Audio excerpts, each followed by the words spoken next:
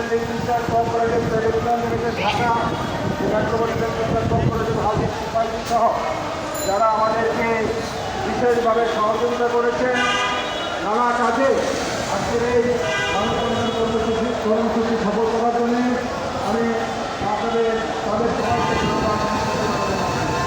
আমরা আপনারা দীর্ঘ সময় ধরে এই মানববন্ধন কর্মসূচিতে ছিলেন এবং পরবর্তীতে আমাদের মিছিলে আপনারা অংশগ্রহণ করেছেন, সেই জন্য আমাদেরকে ধন্যবাদ জানাই। আমরা পরবর্তী সময়ে কর্মসূচি আমরা কী করব, আমরা সরকারকে দেখতে চাই।